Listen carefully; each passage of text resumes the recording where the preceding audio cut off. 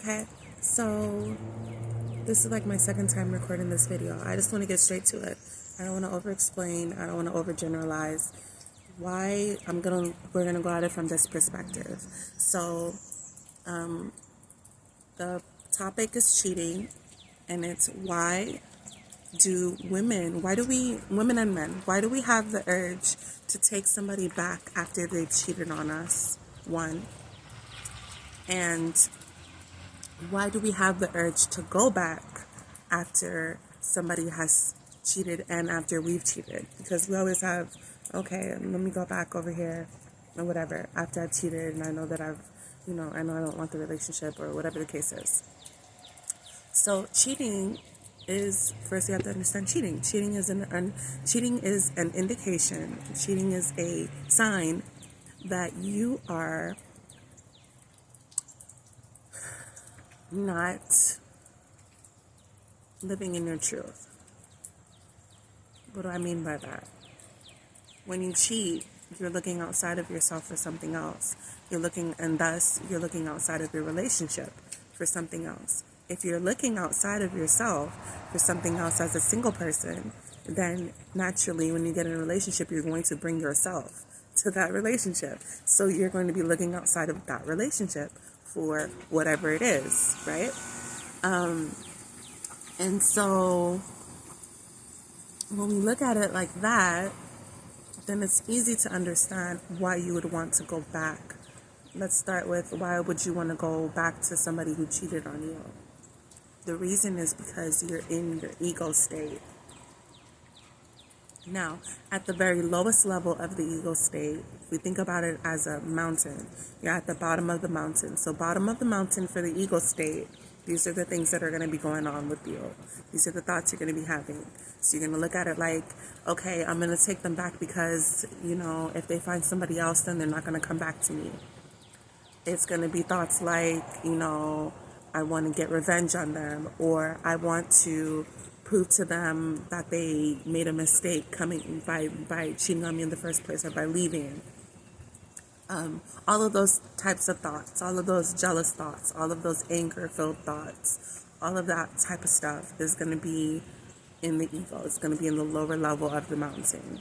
Now you go a step higher in the mountain. Now you have an understanding of, and I think we always have these understandings. It's just we go through things in relationships so that we can build an understanding, because an understanding is not, okay, I have an understanding and that's it. It's more, I'm building more of an understanding the more that I experience. So you experience the cheating the first time, second time, the third time, the fourth time, the fifth time, the sixth time, however many times it takes. And you're going to have that same thought about it.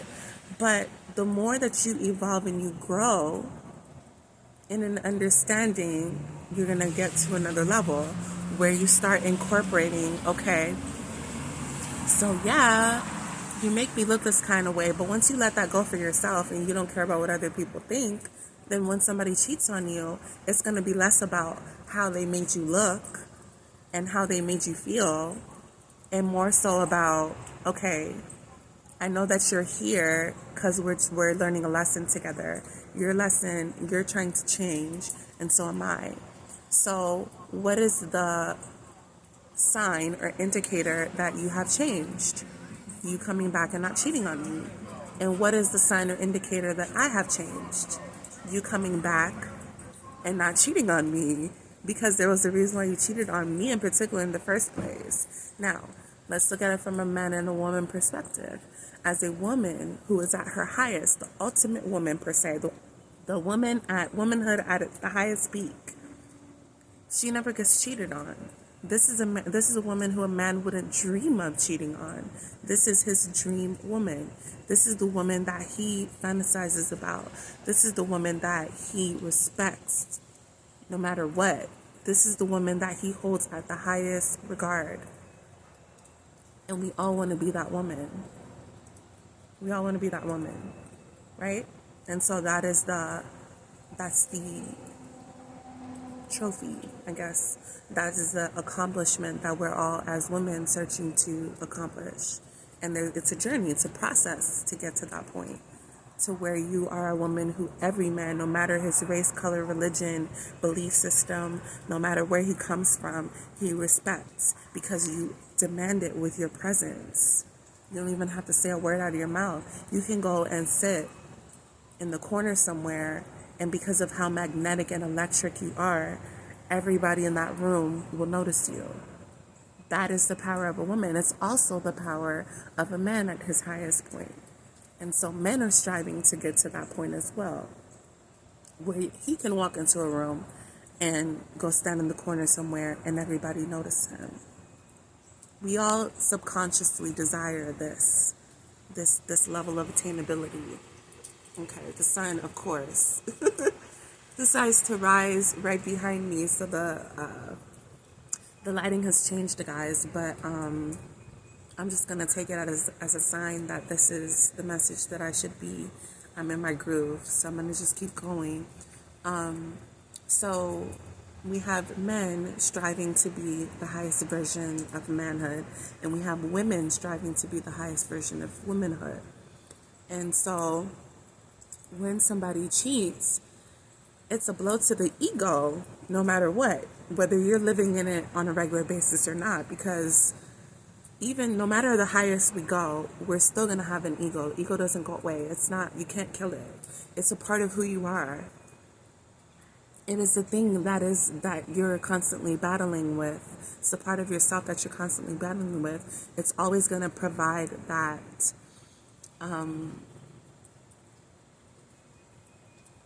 that thing to push against, because that is our nature as humans. We need a thing to overcome, and that is our ego. So our ego is always going to be present. It's always going to be the thing that we need to conquer. It's always going to be the thing that we need to overcome until we become one with it, and then we were able to experience that point that we're all trying to get to, which is ultimate manhood, ultimate womanhood. That sense of peace, that sense of magnetism, where you just attract everything that you want everywhere you go. You're happy all the time, just naturally. It's like it's like these aren't even things that you have to think about anymore. It just, you wake up every morning and it just is what it is. That is the ultimate state that we're all trying to get to, right? So I just can't get over it. It's the fact that, like, the sun is never in this direction, but because of time change, usually it's in the front of the house. But that's good to know. Anyway, so because we're trying to get to these states, let's use another example. So we're using cheating. Let's use a cheating example. So let's say that you are in a relationship with somebody and they've cheated on you. Depending on where you are in your journey, you're going to react to it in a specific type of way. Now, we already talked about the lower level. So then the step above that is, we kind of touched on it a little bit too. You're not going to be jealous, and you're not going to kind of lash out at them. You're going to kind of look at it from so that's where you are perspective. You're still in that cheating, and you're going to look at it from a place of love. Okay, so how do I help you to understand that there is no need for cheating? If you don't want something, then don't be with it. If you want something, but you're afraid, communicate that. Don't do things that are going to jeopardize what it is that you really want out of fear. So there are so many lessons being learned within the cheating realm. You're learning an understanding of yourself. You're learning an understanding of how to communicate with others. You're learning an understanding of how to get the things that you want, how to advocate for yourself. Like, there's so many different things that you're learning within the process of cheating, that we lose the message when we focus on he cheated on me, he made me look a certain type of way to other people, or whatever, he's embarrassing me. Like, come on. Or she's embarrassing me. Like, who cares? People forget about it tomorrow. Like, it doesn't matter. What matters is the lesson. What matters is you getting what you need to elevate, you getting what you need to change, you getting what you need to get to the highest level.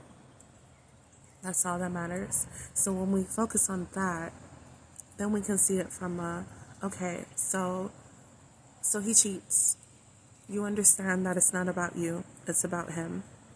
Now you're operating out of a space of love. Okay, so even within that, there is growth, right? So you're operating out of a space of love. You've done the work to yourself. You understand it's not about you. You want to be here for him in his process. How does that look? While still being able to protect yourself and your own well-being and making sure that you grow. Because it's not your job to make sure he grows. You can help him in that process, but you're also responsible for yourself. So how does that look? How does that balance look? Now that becomes a whole other issue. Once you've gotten over the jealousy, it's not over. The work is just beginning in a totally different type of way. So now what does that look like? Okay, that looks like, knowing that he's only going to leave, he's only going to understand if he leaves, if you force him to leave. So you put him out, you end the relationship. But then a week goes by and you guys are back together, or a month goes by and you guys are back together. And the reason why you want to take him back after the week or the month is because two things are happening. Remember, your ego is still present. It's still a part of the equation. So it's going to tell you he might find somebody else. He might be ready. But that's okay, so he might find somebody else. You miss him. You miss that thing he used to do. You miss talking. You miss all that. That's all the ego, because it wants to be comfortable. It wants what it knows. And then now you've elevated, so the loving part is saying, maybe he's changed. Maybe he's learned his lesson. Maybe I've punished him enough. Maybe he understands. I want to help him. I want to be there for him. I know how much it hurts to be going through this process because I've gone through it myself. Love tells us that stuff. So then we have the ego, and then we have love. And we're trying to navigate both of those things. So you take him back after a week, and then you realize, okay, he hasn't changed. You throw him back. All right, now you go 2 weeks. Still hasn't changed. So how do we gain an understanding of when, how do we gain an understanding of when somebody has changed? This is when discernment comes into the picture. So you have your ego. You've overcome that. Then you have love. You've overcome that. Now it's discernment. How do we incorporate discernment and love and ego? How do we mix all those together? Now that's a whole other thing that you got to deal with. Okay, you've conquered ego. Then you've conquered love. Then now it's, how do I bring discernment into it? Not who's worthy of my love, but how do I show my love in a way that it benefits me and the other person, and not just the other person? Because love also tells us we have to be self-sacrificing. It also tells us that we have to sacrifice ourselves, or we have to suffer for another person to not suffer. Love tells us that. When we love somebody, we feel like we have to, make sure that they're okay no matter what. So how do we overcome that? With discernment. Discernment teaches us, okay, yeah, you love them, but it's also about, it's about you at the end of the day. It's about you and them, but ultimately you. So how do you make sure you're okay? So much that your okayness bubbles up over the top and it affects the persons in your life that you love. That's what discernment teaches us. Or we can think about it as a higher level of love. Or we can even think about ego as a lower level of love. All of it is the same. It's all one. It's all intertwined. But if we think about it as separate things, then it becomes a little bit easier to understand it. So ego is really a lower level of love. And love at its less developed state will lead us to believe that we have to be self-sacrificing in order to show it. I have to let go of something in order to show love. And then discernment teaches us, no, I can have it all. How do I get it all? So then when we are living in the level of discernment, you start thinking like, okay, now you start realizing, or you start understanding the signs of when somebody has changed. So it's not the amount of time anymore that has passed that doesn't bother you. It's the actions. When you guys do talk, has their language changed? Before they used to come at you in a certain type of way, are they coming at you in a different kind of way? Are they, that shows change. Even the way that they're approaching you has changed. So that could be an indicator that they have changed. They're seeing things from a different perspective. If they're coming at you and every time they're coming at you, it's the same type of conversation, then that lets you know, discernment will let you know, hey, they're not changed. They haven't changed. They haven't taken the time to think and reflect on anything. But if they're coming at you and the conversation is different, before it was like all hostile and now it's just, I just want to talk to you. No, that is not the only indicator, because there are a lot of people, that's step one. Okay. The way that they're coming at you and communicating with you has changed. Now, another way to see the change will be their actions. So their words have changed, but now you need to focus on the actions. Have the actions behind it changed? Are the actions in alignment with change? Are they doing different actions than they used to do? For example, I can only use examples that I know. So I can use other examples, but I want to use the ones that I know. So, for example, let's say that I was in a relationship with somebody, and let's talk about the communication piece. So every time we communicated, they were accusing me of something. And the actions would be,